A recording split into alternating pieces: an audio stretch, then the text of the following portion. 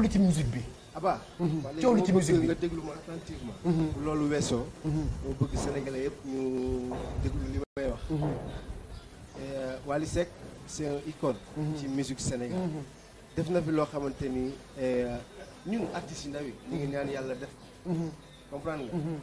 ñun nouvelle génération bi ñu ngi ñaan yàlla egg fi mu egg. kon c'est pas normal moom Sidy Diop laay wax directement. c'est pas normal ñu jël ay vidéo ay image Wally collage ak yeneen image xam nga bëgg bëgg.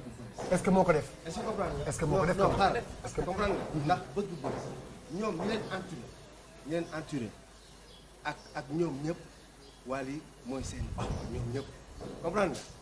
ma Wally du seen morom waxuma la ak man Mandiaye Seck. promotion clip xaaral tuuti ma wax la. non mais promo clip lañ doon la ko ñaan. xaaral tuuti ma wax la.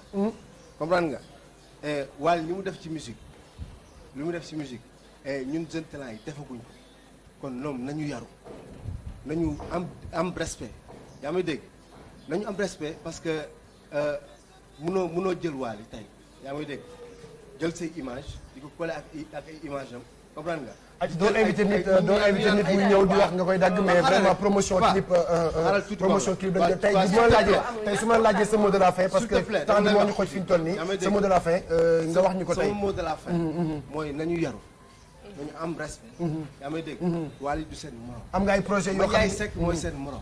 kon nañ ñëw man ak ñoom. est-ce que comprendre nañ dem Adja Mandiaye ñu ngi lay sant di la gërëm bu baax a baax donc cri de cœur la mais vraiment ñun promotion clip moom la ñuy def génne na clip boo xam ne mooy first step. donc ànd ceeg équipe bu bees bi nga xam ni moom lay àndal donc musique bi ñun ñëpp souhaité wuñu ay yooyu di ci am ak yooyu donc ñàkk waaw réeroo amul ñàkk waxtaan rek moo am donc ñun ñëpp ay frères lañu nañu xool nu ñu trouver seen terrain d'entente ba waxtaan ba juboo tey di programme yi tey fan ak fan moo am.